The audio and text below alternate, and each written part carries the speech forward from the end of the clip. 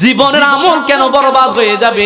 আল্লাহর হাবিব বলেছেন শেষ জমানা যখন আসবে জ্বলন্ত কয়লা হাতে রাখা সম্ভব হবে, ঈমান রাখা সম্ভব হবে না। বলেছি কিনা? কথা বলেন, আমার নবী বলছে কিনা? আপনার ভাইরা, কেন মানুষের নামাজ রোজা কিয়ামতের মাঠে খুঁজে পাবে না? একটু ভালো করে শুনেন। পবিত্র কোরআনের হুজরাত 2 নম্বর আয়াত দেখেন, আমার আল্লাহ পাক রব্বুল আলামিন বলেন, বিসমিল্লাহির রহমানির রহিম,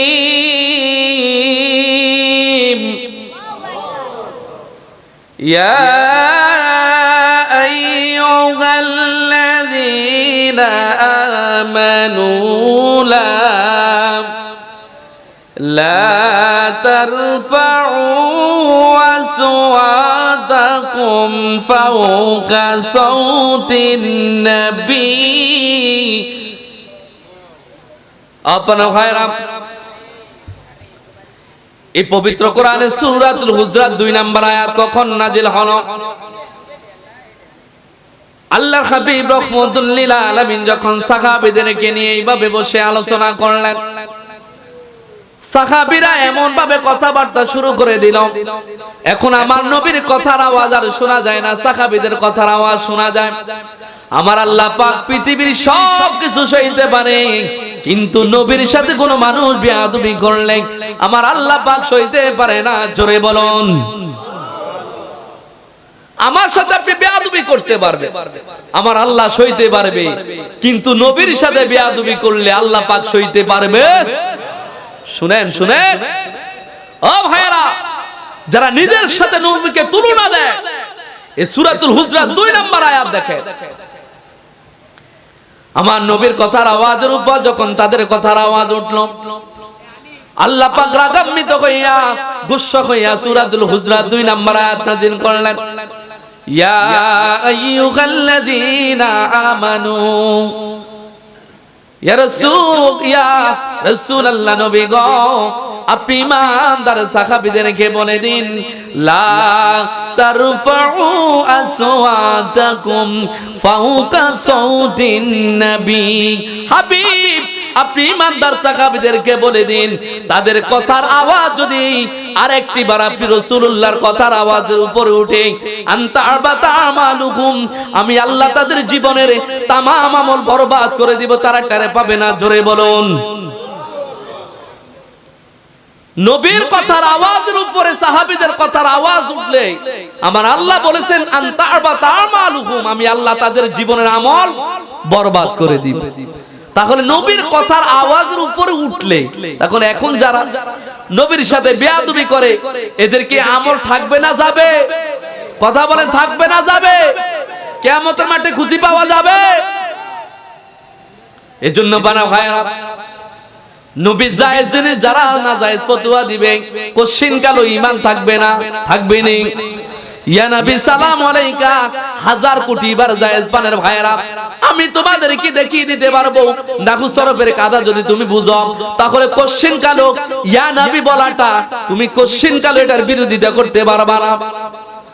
আপনারা ভাইরা ভালো করে শুনে নেন, ভালো করে বুঝে নেন, আল্লাহ পাক রব্বুল আলামিনের দয়া নবীর যদি আপনি নিকটবর্তী হতে চান, আমার নবীর নিকটে যদি থাকতে চান, তাহলে আল্লাহর হাবিবকে কেমন ভালোবাসতে হবে? বানা ভাইরা, আয়াতটা বলার আগে একটা প্রশ্ন করি বাবা, আচ্ছা বলেন তো, আমরা গুনাহ করলে আমরা কার কাছে বলি? কথা বলেন, কার কাছে? আমার কথা বুঝেন নাই? বুঝেছেন? আচ্ছা, আমরা গুনাহ করলে কার কাছে বলি? কেন বলেন? বলেন কেন বলেন? মাফার লয়কে, ঠিক না? ফানার খায়। দেখেন আমার আল্লাহ পাকই পবিত্র কোরআনে সূরাতুন নিসার 64 নম্বর আয়াত, সূরাতুন নিসার কত নম্বর আয়াত? 64। কত? শুধু একটু মিলাইয়া দেখবেন আপনারা ভাইরা। আমার আল্লাহ পাক কিভাবে শিখিয়ে দিচ্ছে যারা গুনাহ করেছো কি জন্য পানা ভাইরা। বিসমিল্লাহির রহমানির রহিম।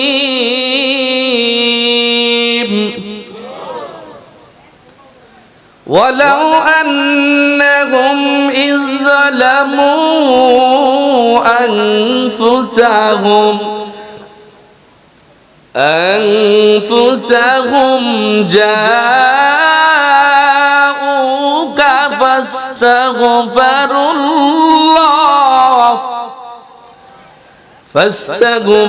الله واستغفر لهم الرسول لوجدوا الله توابا رحيما अपना भाईरा আমার আল্লাহ পাক রব্বুল আলামিন তার হাবিবকে বলে, হাবিব আপনি বলে দেন আপনার উম্মতদেরকে, ওয়ালাউ আন্নাহুম ইযলামু আনফুসাহুম জাউকা, নিশ্চয় যারা গুনার মামলা জড়িয়ে পড়েছ, নিশ্চয় যারা গুনাহ করেছ, জাউকা তোমরা চলে যাও, ফাস্তাগফিরুল্লাহ ওয়াস্তাগফার লাকুমুর রাসূল, তোমরা আমার বন্ধুর কাছে যাও, আমার বন্ধুর কাছে বলো, আমার বন্ধু যদি তোমাদের উকিল হয়ে আমি আল্লাহর কাছে বলে, আমি আল্লাহ পাক রব্বুল আলামিন তোমাদের জীবনের तमाम গুনাহগুলো maaf করে দিব। জোরে বলুন। এটা তো মাসেখ হয়ে যায় না, মানসুখ হয়ে যায় না এই আয়াত। পানার ভাইরা, আমার আল্লাহ শিখিয়ে দিচ্ছে, নিশ্চয় যারা গুনার মামলা জড়িয়ে পড়েছো, নিশ্চয় যারা গুনাহ করছো। আচ্ছা, এখানে কেউ বুকে হাত দিয়ে বলতে পারেন আপনি গুনাহ করেন নাই? বলতে পারবেন? কথা বলেন, বলতে পারবেন? আমার আল্লাহ শিখিয়ে দিচ্ছে, ওয়ালাউ আন্নাকুম ইযলামু আনফুসাকুম, নিশ্চয় যারা গুনার মামলায় জড়িয়ে পড়েছো, গুনাহ করেছো, জাউকা তোমরা চলে যাও, ফাস্তাগফিরুল্লাহ ওয়াস্তাগফার লাকুমুর রাসূল, আমার বন্ধুকে বলো, আমার বন্ধু যদি তোমাদের উকিল হয় আমি আল্লাহর কাছে বলে, আমি আল্লাহ পাক তোমার জীবনের तमाम গুনাহ maaf করে দিব। জোরে বলুন।